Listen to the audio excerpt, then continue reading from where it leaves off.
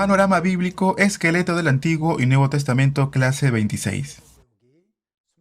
El día de hoy continuaremos con la clase de Panorama Bíblico en la clase número 26.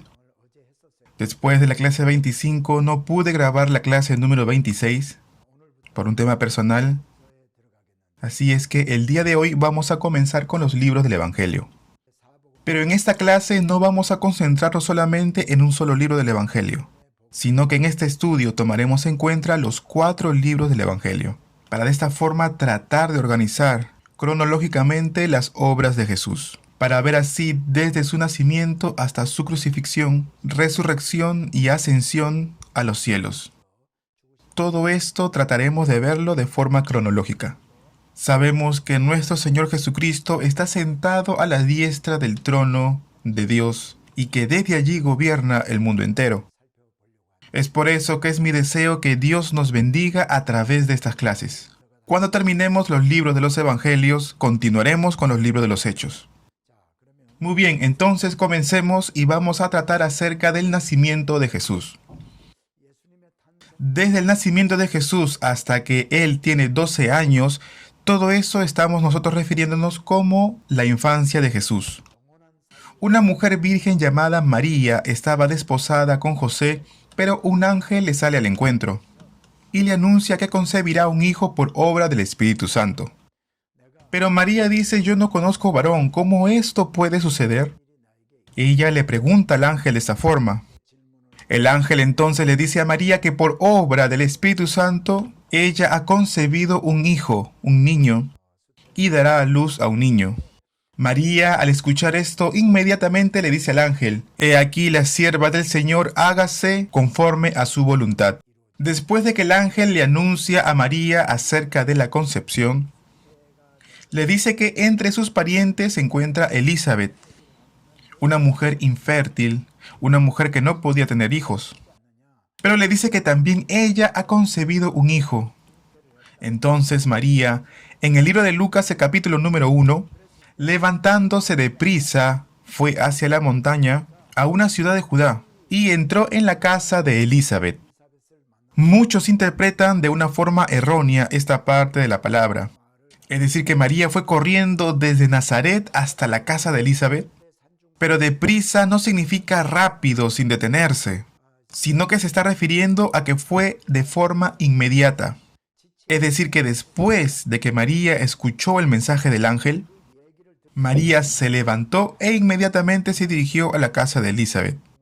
Porque en realidad nos estamos refiriendo a varios días de camino entre donde se encontraba María y donde se encontraba Elizabeth.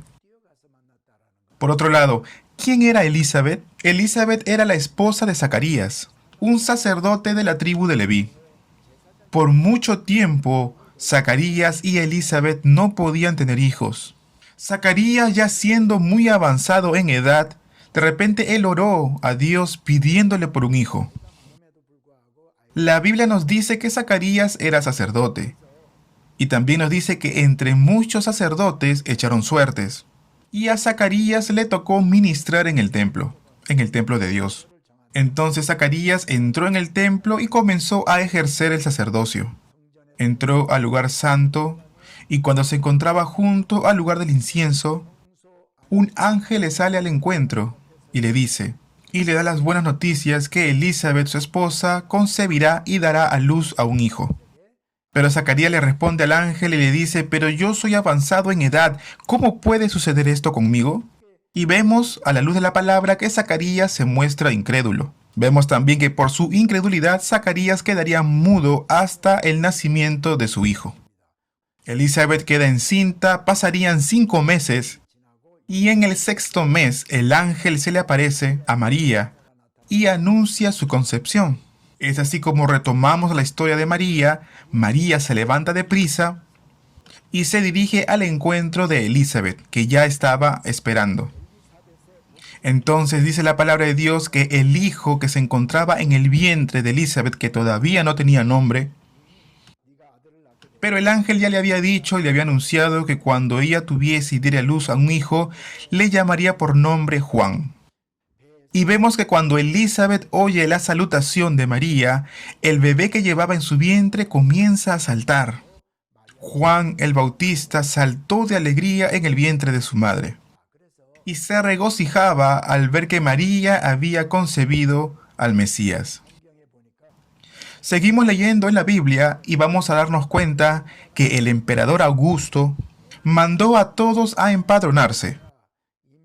Entonces José y María, aunque María se encontraba encinta, se dirigirían a Belén. Mateo presenta la genealogía de José y da fe de que José pertenece al linaje de David. Por otro lado, el libro de Lucas nos presenta una genealogía que parte de María y retrocede y llega hasta Adán. Pero dentro de esta genealogía que nos presenta Lucas, también vemos el nombre de David. Eso quiere decir que los dos, ambos, tanto María como José, pertenecían al linaje de David. Es por eso que cuando Augusto los mandó a empadronarse, los dos tenían que regresar hasta Belén.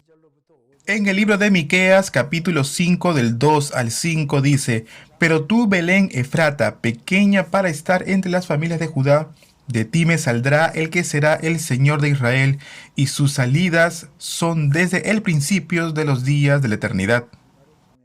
De esta forma, el libro de Miqueas está anunciando dónde nacería el Mesías. Y Dios, para poder cumplir esta profecía, utilizaría a Augusto, el emperador de aquel entonces. Un rey, un emperador de un país gentil. ¿Para qué? Para que José y María, que vivían en Nazaret, bajaran hasta Belén. Y es allí donde nacería Jesús. En las clases anteriores yo les conté que sobre el nacimiento de Jesús lo podríamos encontrar en el libro de Mateo, en Lucas y también en el libro de Juan. Pero no lo íbamos a encontrar en el libro de Marcos. No encontramos registros acerca del nacimiento de Jesús en el libro de Marcos. Tampoco podremos encontrar la genealogía de Jesús en el libro de Marcos. Cuando Jesús nació, nació en un establo. La palabra de Dios nos dice que fue puesto en un pesebre. También nos dice que el niño estará envuelto en pañales, acostado en un pesebre. Después de que Jesús naciera, un ángel se presenta ante pastores que estaban en la región de Belén. En aquel entonces, una de las profesiones más desprestigiadas era la de ser pastor de ovejas. De esta forma, un ángel se le presenta a los pastores y les anuncia que ha nacido el Mesías, el Salvador, que es Cristo el Señor, en la ciudad de David. Y les dice: y esto les servirá por señal, un niño envuelto en pañales, acostado en un pesebre. Ahora bien, podemos deducir que en esa misma noche habrían nacido muchos niños.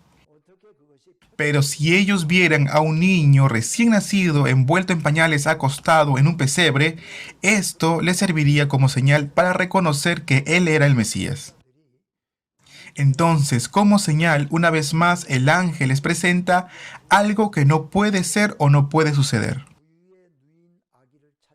Entonces, la señal sería hallar a este niño envuelto en pañales. Vendría a ser como una especie de tela muy grande, ¿verdad? Y también estaría acostado en un pesebre. Y ese niño sería el Salvador que acaba de nacer.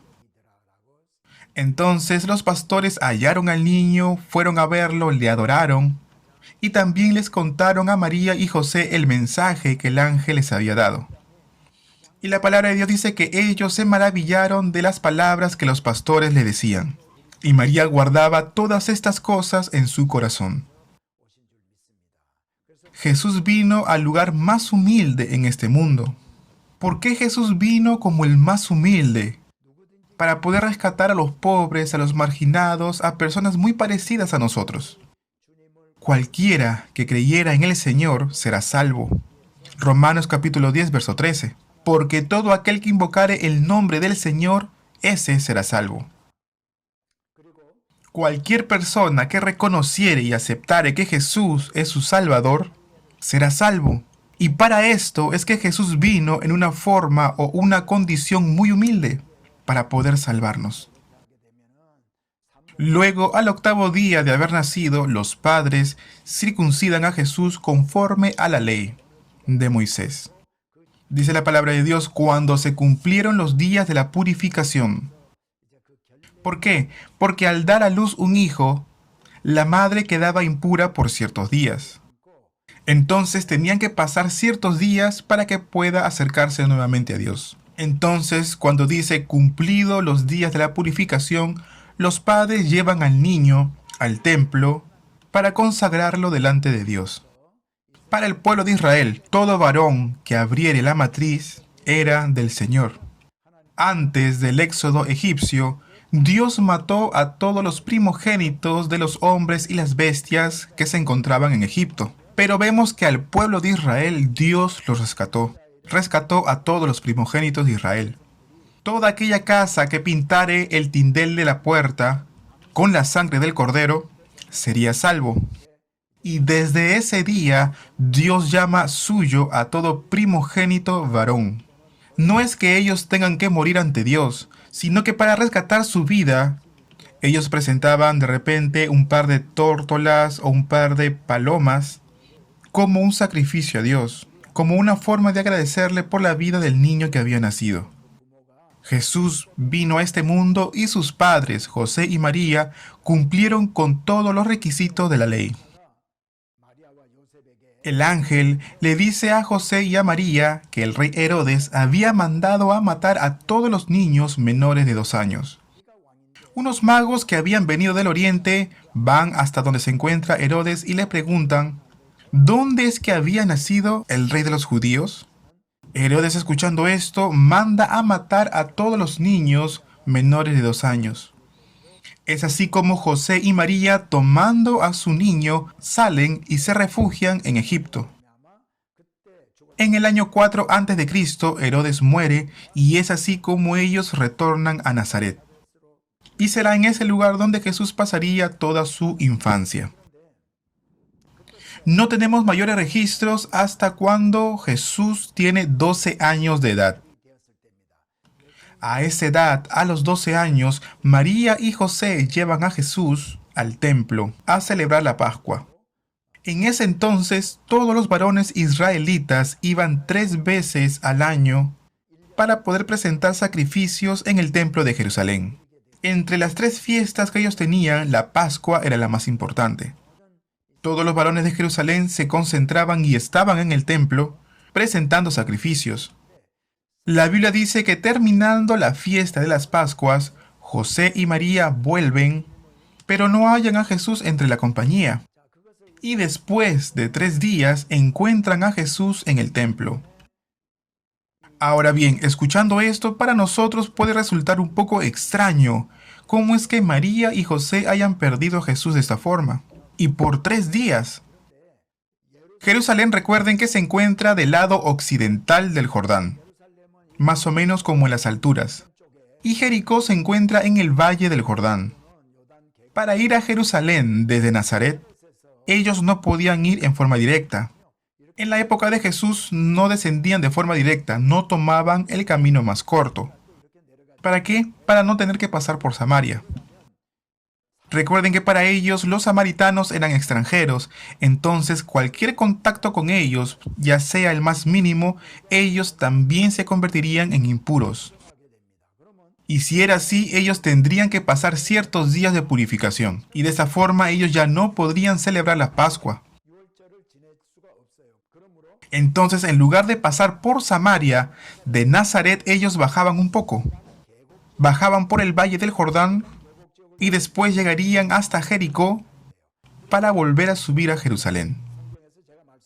¿Se acuerdan? Esto lo vimos cuando vimos el Antiguo Testamento. De Jericó habrían 3 caminos para poder llegar a la tierra de Canaán. Por el norte se llega por Betel y Ai. Por el del medio se llega a Ramá y Gabaa. Y por el camino del sur se llega a Jerusalén. Para poder ir desde Nazaret, una región de Galilea, hasta Jerusalén, bajaban hacia el sur, de la llanura de Jezreel. Luego bajaban hasta el valle del Jordán, bajaban mucho más y al llegar a Jericó, tomaban el camino del sur, para poder llegar así a Jerusalén. Todo esto les llevaría por lo menos un día. Y si les llevó a José y María 3 días encontrar a Jesús en el templo, esto significa que ellos salieron del templo Y pudo haber pasado algo así. Como Jesús era un niño todavía, la cultura de Israel es la siguiente. Los hombres por un lado y las mujeres por otro lado. Y eran ambos grupos grandes de personas. José, como bajaba con toda la multitud de los varones, de los hombres, él pensaba y decía, seguro que Jesús está bajando con su madre. Y la mamá, María, diría lo mismo, de repente Jesús está bajando al templo con José, que es su papá. Y como ellos iban separados en dos grupos distintos y grandes, recién cuando ellos llegaron a Jericó, ellos se habrían dado cuenta de la ausencia de Jesús. Tuvieron que pasar la noche en Jericó y habrían después caminado todo un día para poder llegar a Jerusalén. Luego pasaron la noche en Jerusalén y luego de ahí bajaron al templo ya en el tercer día para encontrar a Jesús nuevamente allí. La palabra de Dios dice que Jesús se encontraba sentado en medio de los doctores de la ley. Él estaba oyendo, preguntando, hablando. De esta forma encuentran a Jesús y lo llevan nuevamente a Nazaret. Ahora bien, no tenemos más registros desde esta edad de los 12 años hasta los 30 años que Jesús comenzó su ministerio público. Por lo menos no encontramos ningún registro posterior a este suceso del templo en Jerusalén, en los 4 libros del Evangelio. Entonces, ¿qué ocurrió durante estos 18 años? No aparece en la Biblia. Ahora bien, vamos a ver el ministerio de Jesús y lo vamos a dividir en 3 etapas. El inicio, el intermedio y el final. Todo lo que yo les he contado acerca de la infancia de Jesús lo pueden encontrar en el libro de Mateo y en el libro de Lucas. Ahora, Jesús va a ser bautizado para comenzar así su ministerio público, y será bautizado en el río Jordán.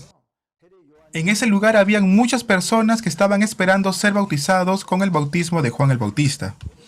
Juan bautizaba en agua con el bautismo del arrepentimiento. Jesús se acerca a Juan para ser bautizado por el profeta. Y Juan se opone y dice, yo soy quien necesita ser bautizado por ti. Jesús le dice, deja ahora porque así conviene que se cumpla toda justicia. Y vemos que aunque Jesús no tenía pecado alguno, Jesús recibe el bautismo del arrepentimiento de pecados. Quizá todo esto nos cueste entender por qué. Y podemos preguntarnos, ¿pero por qué Jesús quiso bautizarse o ser bautizado por Juan el Bautista? ¿Y por qué le había dicho Jesús a Juan, así conviene que cumplamos toda justicia? Amados, en realidad Jesús no tenía pecado alguno. Jesús no necesitaba ser bautizado en agua para el arrepentimiento de sus pecados. Pero puede ser que Jesús haya sido bautizado por 2 cosas. En primer lugar, puede ser para reconocer el ministerio de Juan el Bautista en aquel entonces. Y el segundo motivo es que Jesús vino a este mundo con un propósito, para cargar con el pecado de la humanidad, morir en la cruz del Calvario.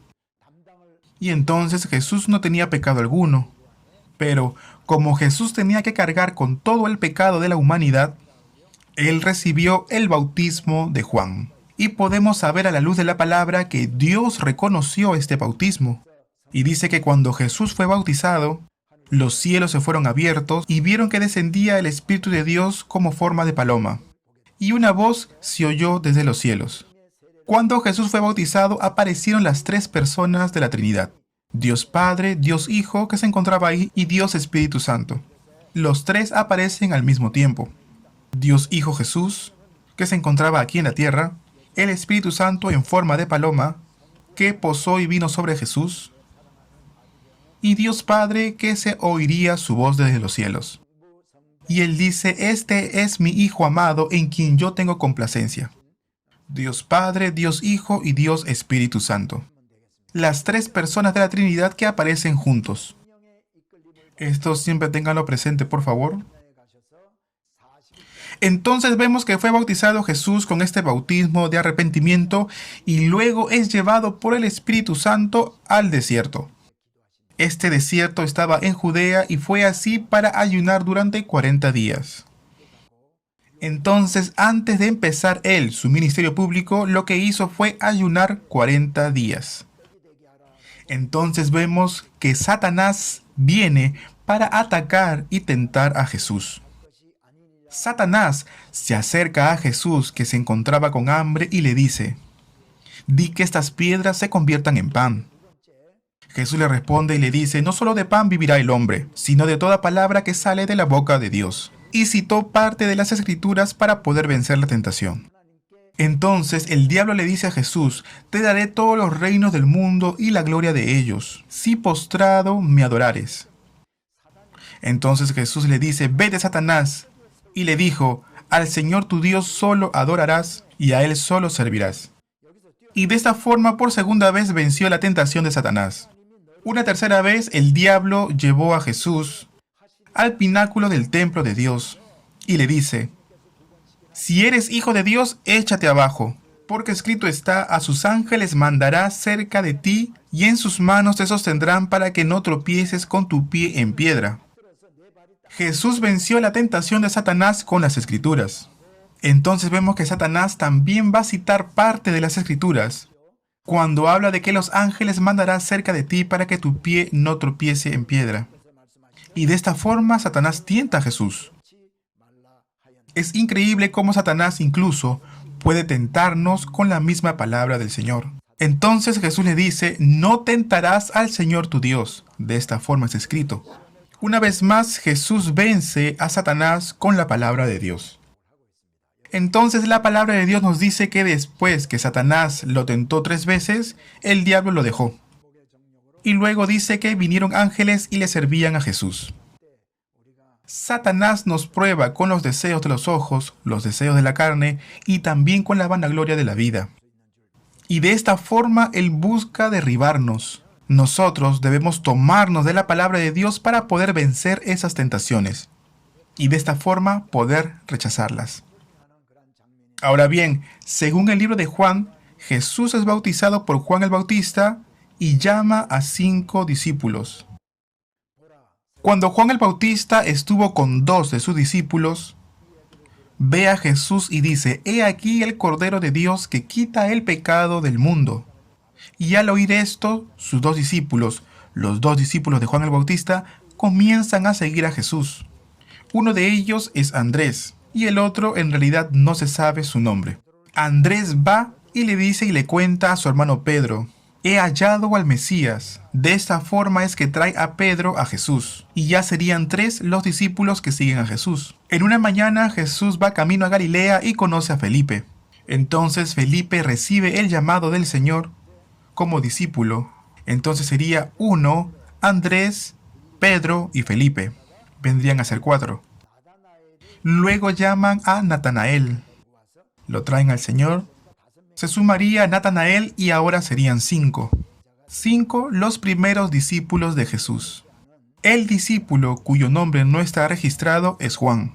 Juan no registra su propio nombre en el libro de Juan, sino que se refiere a él dentro de su mismo libro como el discípulo a quien amaba Jesús. Entonces son 5 los primeros discípulos de Jesús. Según el libro de Mateo, por otro lado, los primeros discípulos de Jesús serían 4. Juan, Jacobo, Pedro y Andrés. Estaban ellos echando las redes cuando de repente Jesús se les aparece y les dice: «Vengan y síganme, que yo los haré pescadores de hombres». Y los 4, dice la palabra de Dios, que dejaron sus redes y los siguieron. Juan y Jacobo dejan las redes y siguen al Señor. De la misma forma que Pedro y Jacobo, que ellos se encontraban pescando, dejaron las redes al escuchar el llamado y siguieron a Jesús. Entonces en Mateo nos habla de 4, quienes eran los primeros discípulos de Jesús, a quienes Jesús los llamó. Pero si vemos en el libro de Juan, vemos que son 5, y esto sucedió en Betania. Ahora bien, entonces, ¿esto será un error de la Biblia? No. Lo que aparece en el libro de Juan es la primera vez que el Señor los llamó. La primera vez que Él llamó a sus discípulos. Y lo que aparece en Mateo, el llamamiento de estos 4 discípulos, fue un llamamiento posterior. Entonces ellos se encontraban pescando, dice la palabra de Dios. Ahora, imagínense de que viene y le dice Jesús: «Síganme». Ellos entonces tirarían sus redes y seguirían a una persona que nunca antes habían oído ni visto.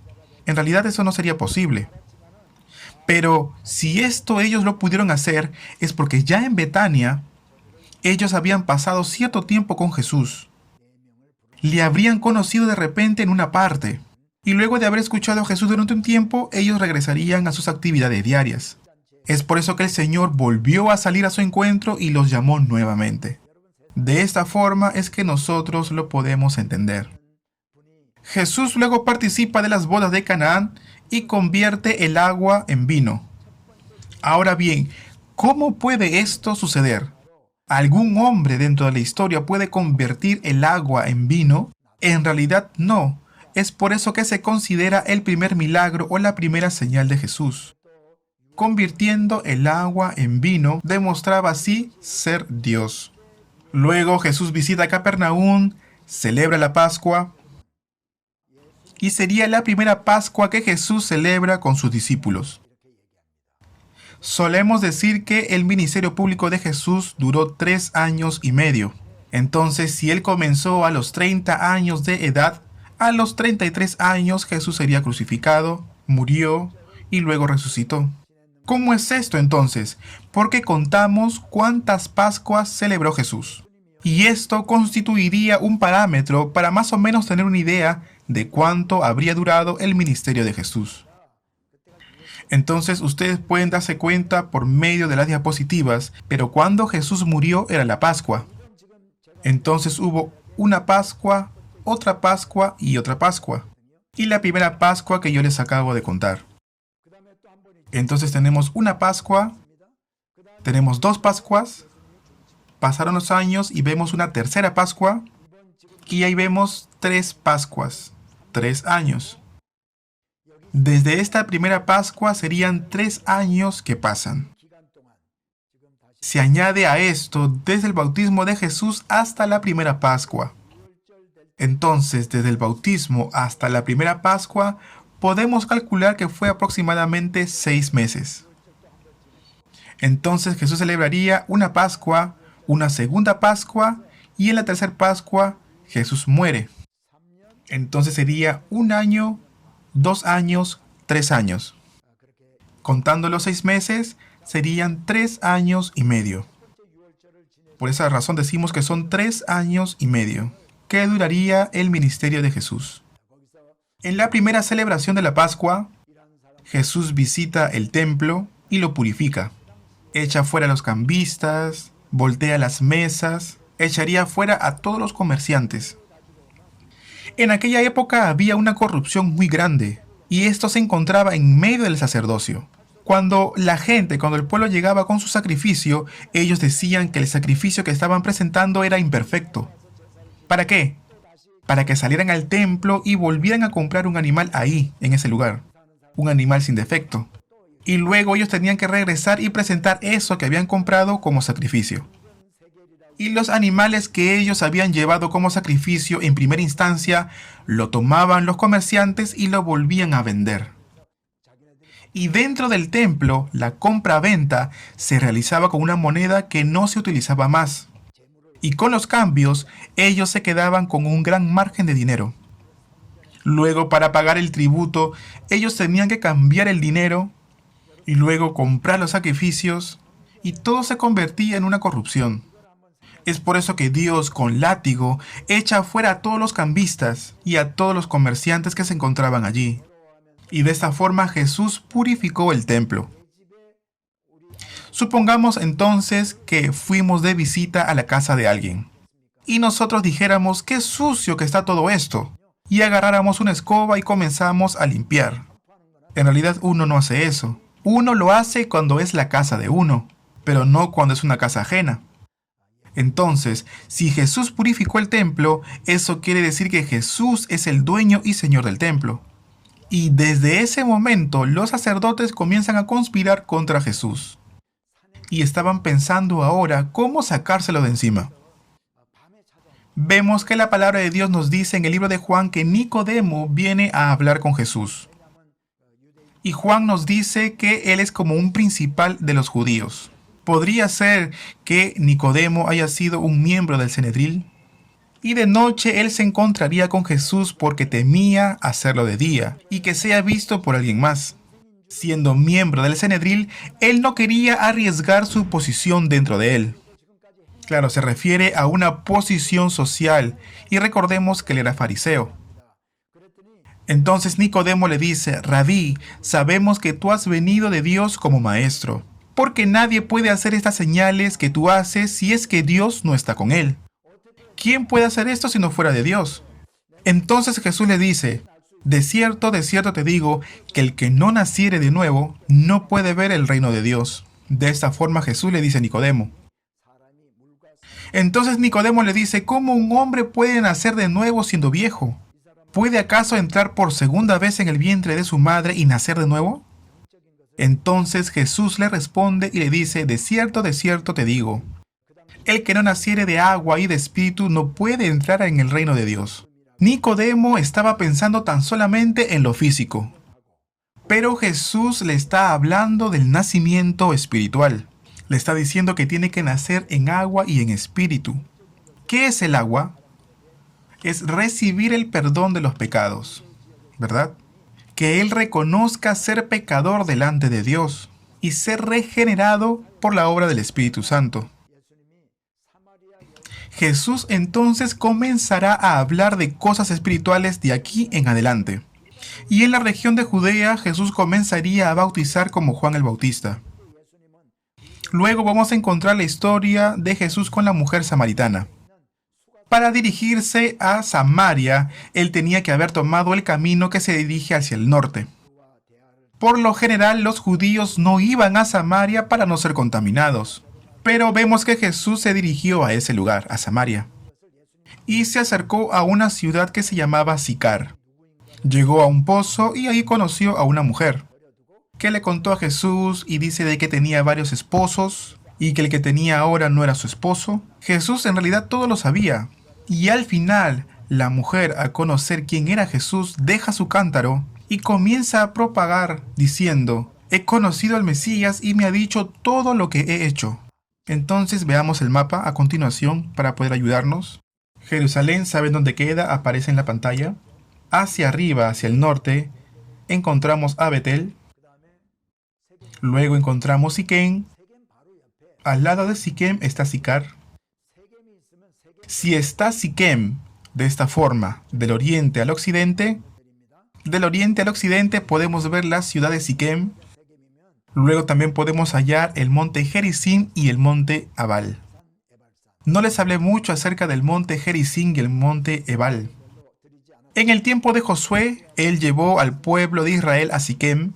La mitad lo puso en el monte Gerizim y la otra mitad lo puso en el monte Ebal. Y los que estaban en el monte Gerizim proclamaron la palabra de bendición. Esto lo podemos ver en el libro de Deuteronomio. Y los que se encontraban en Ebal proclamaron la palabra de maldición. Y esto aparece en el libro de Josué. Y sabemos que en Siquem fue la ciudad donde Abraham se estableció. Y también cuando Jacob descendió de Padam Aram, un tiempo vivió en Siquem. Y allí Jacob compra una tierra en donde él pueda habitar. Luego Simeón y Leví matan a todos los varones de la ciudad después de haberlos hecho circuncidar. Y luego Jacob, cuando se encontraba en Egipto cerca de su muerte, le da esa tierra que él habría comprado en Siquem. Y es así como los descendientes de José tomarían esta tierra. Toda esa parte de ahí es Siquem. Ahora bien, les voy a mostrar en una foto. Creo que ya les mostré esta foto. Esto es Siquem, la ciudad que se encuentra en medio de estas dos montañas. A la izquierda tenemos el monte Gerizim y a la derecha tenemos el monte Ebal. Y esta vista es del oriente al occidente. El que está más cerca es el monte Gerizim y el que está al fondo es el monte Ebal. Y en el valle, en el medio, se encuentra Siquem. En realidad se encuentra muy cerca. Ahora bien, otra cosa que les quiero mostrar es el pozo. Este pozo se encuentra cerca de Siquem. probablemente el pozo que se acercó la mujer que se encontraba en Sicar, para poder buscar agua. Continuando, luego encontramos la historia de la sanidad del hijo de un oficial del rey. Luego Jesús vuelve a Nazaret y allí en la sinagoga Jesús entregaría la palabra del Señor.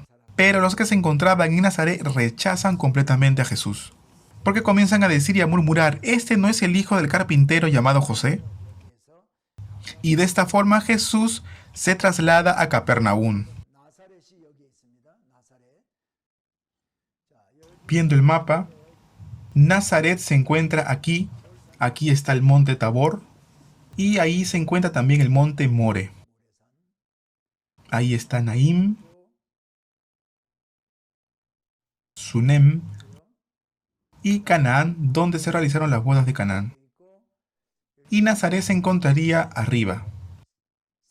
Séforis también se encuentra ahí. Ahí tenemos al mar de Galilea. Y ahí se encontraría Capernaum. Por Capernaum pasaría un camino muy importante, que llega hasta Damasco. Pero Nazaret, como ustedes ven, es un pueblo pequeño que se encuentra en un monte. Quizá no sería el lugar más propicio para tomarlo como un centro de evangelización. Si bien es cierto que Jesús se trasladó a Capernaum por el rechazo de la misma gente que se encontraba en Nazaret, otra razón más importante es que por Capernaum se encontraba uno de los caminos más importantes, que se dirigía a Damasco. Entonces la fama de Jesús podría difundirse en forma más rápida. Vemos también que Jesús llama a Pedro y a Andrés, quienes estaban extendiendo sus redes para poder pescar. Y Jesús les dice: síganme, que los haré pescadores de hombres. Y la palabra de Dios nos dice que estos dejaron sus redes y le siguieron a Jesús. ¿Por qué? Recuerden que ellos ya habían tenido un encuentro con el Señor, ya conocían quién era, y Juan el Bautista, el maestro de ellos, ya había dicho que he aquí el Cordero de Dios que quita el pecado del mundo. Es por esa razón que quienes habían sido discípulos de Juan el Bautista ahora le siguen a Jesús a tiempo completo. En el ministerio incipiente, en el ministerio primario de Jesús, Jesús había llamado a sus discípulos, pero hubo una segunda vez que los llamó, y en esta oportunidad sería a tiempo completo. Y estos, como conocían ya a Jesús, ellos dejaron inmediatamente sus redes y siguieron a Jesús. Juan y Jacobo, hijo de Zebedeo, harían lo mismo. Ellos se encontraban en la barca, pescando, estaban enmendando las redes, cuando Jesús se les acerca y les dice lo mismo: os haré pescadores de hombres. Entonces ellos, dejando las redes y la barca de su padre, siguieron a Jesús. Ahora, viéndolo de esta forma, ¿lo pueden entender mejor?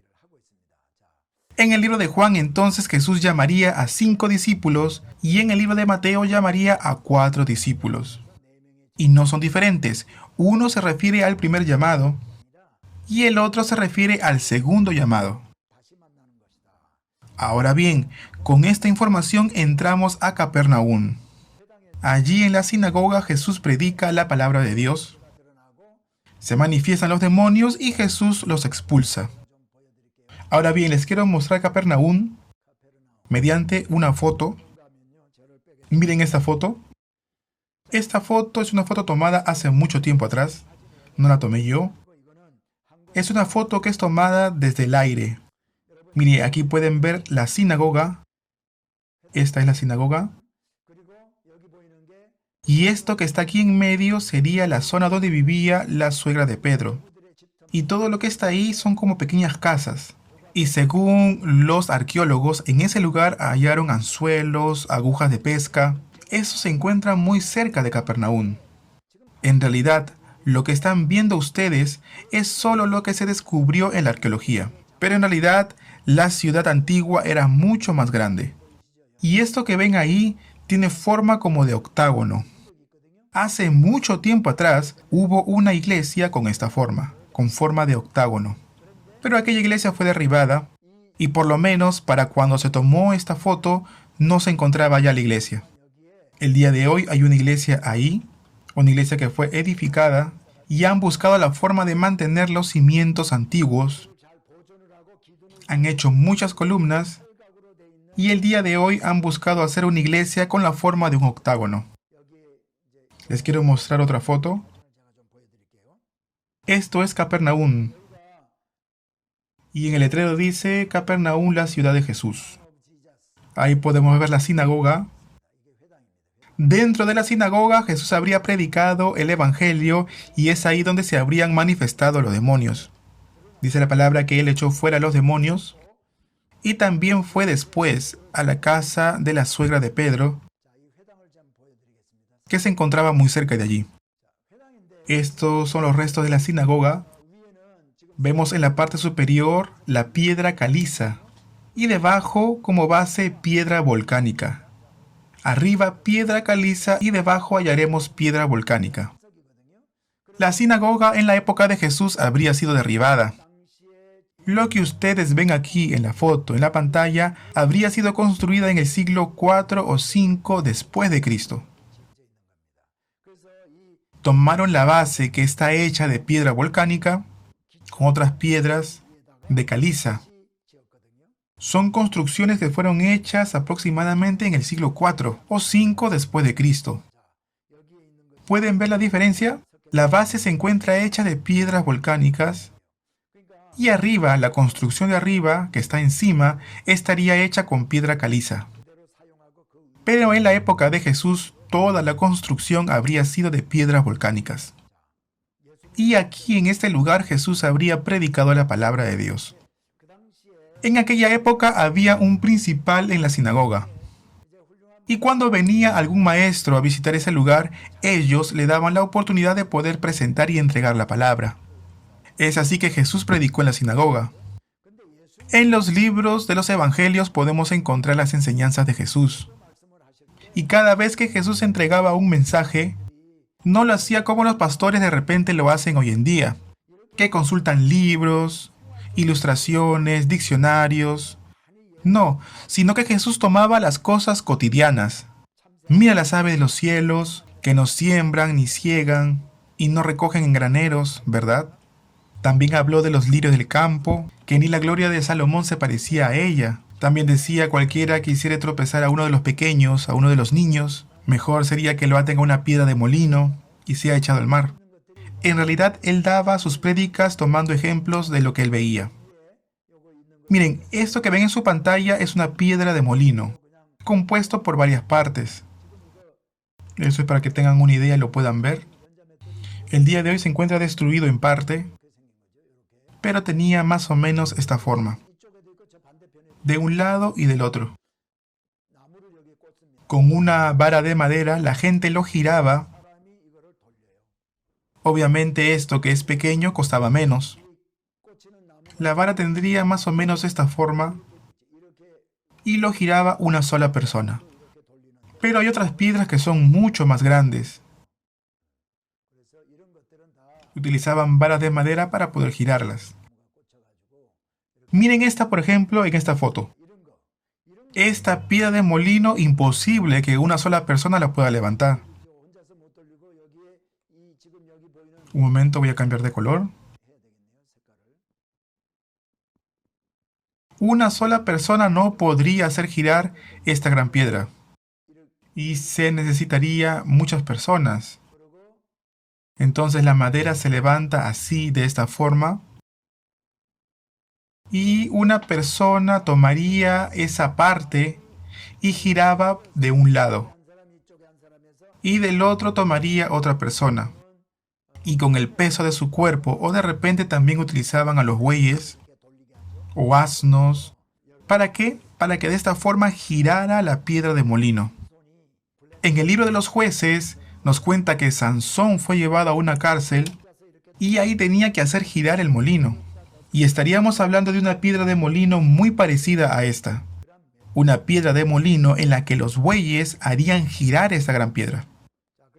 Ahora bien, imagínense ser atados a una piedra de molino como esta y ser echado al mar. Sería la forma más rápida de poder hundirse. Jesús nos dice, si hacemos tropezar a uno de los pequeños, sería mejor colgarnos una de estas piedras y hundirnos en el mar. Imagínense lo terrible de esta palabra. Y en realidad esta palabra nos sirve como advertencia a todos, a los pastores, que en el ministerio es importante que los hermanos reciban la gracia, que reciban la palabra, pero también es importante que los cuidemos en todo momento y que no seamos tropezadero para los demás. Y nosotros como siervos y en realidad todos los creyentes tenemos este deber. ¿Cómo es nuestra vida en el mundo? Y pensándolo bien, más que ser de edificación, a veces somos de tropezadero. Y la palabra de Dios dice que si es así, es mejor que seamos atados con esta piedra de molino y seamos echados al mar. Amados, entonces cuidémonos de no ser tropezadero para los demás. Podemos ver otra foto y eso lo pueden ver cuando vamos a las ruinas de Capernaum. No sé si ustedes lo llegan a ver bien, pero sí se encuentra bastante oscura la foto. Pero es el techo de una casa. Y por dentro se ve así y tiene esta forma. Todo está hecho con madera. De repente lo voy a pintar en rojo para que lo puedan ver mejor. Miren, todo eso está hecho de madera. El día de hoy serían llamadas como vigas. Y arriba pondrían sobre ella otras tablas de madera, en forma cruzada. Y encima era tapado con palmas y con barro. Esta vendría a ser una casa típica en la antigüedad en la época de Israel. Entonces, cuando Jesús estaba enseñando en una casa rodeada de muchas personas, ¿se acuerdan los 4 amigos que traen a un paralítico? Ellos traen a su amigo en una camilla y se suben al techo. Harían un hueco, un agujero en el techo y bajarían la camilla por delante de Jesús. Esto sí sería posible porque las viviendas tenían este formato, esta forma del techo. También les hablé de Pedro, ¿se acuerdan? De la casa de la suegra de Pedro. En un principio no existía ese edificio que ven al fondo, que es una iglesia. La primera foto que les mostré no tenía este edificio, pero el día de hoy levantaron una iglesia con pilares para poder proteger las ruinas que hay debajo. Esta construcción está hecha de piedra y está por encima de las ruinas. La iglesia que está encima es conocida como la iglesia octagonal y las ruinas que se encuentran abajo serían la casa de la suegra de Pedro. Dice la palabra de Dios de que ella tenía fiebre y para aquel entonces fiebre era producida por maldición de Dios, al igual que la lepra. Entonces Jesús entra a la casa y toca a la suegra de Pedro que se encontraba enferma. Ella tenía fiebre y al levantar la mano ella se levantó. Y desde aquella hora dice la palabra de Dios que ella le servía. Es decir, que a través de Jesús ella fue sana por completo. Una mujer que sufría por una maldición, Jesús la levantó al instante después que la tocó. ¿La sanó para qué? Para que ella pudiera servir. ¿Quién es Él? Jesús es el Hijo de Dios, el mismo Dios que vino a salvar a este mundo. Esto es lo que nos da a enseñar esta historia en los libros del Evangelio. Esta es la iglesia que les mencionaba, la iglesia de Francisco, que fue construida arriba de las ruinas, arriba de la casa de la suegra de Pedro. Es también conocida como la iglesia de Francisco. Bueno, hasta aquí llegamos el día de hoy. Continuaremos en la clase 27 y seguiremos hablando acerca del ministerio de Jesús. Muchas gracias por el esfuerzo que han hecho el día de hoy. Nos vemos en la clase 27. Muchas gracias.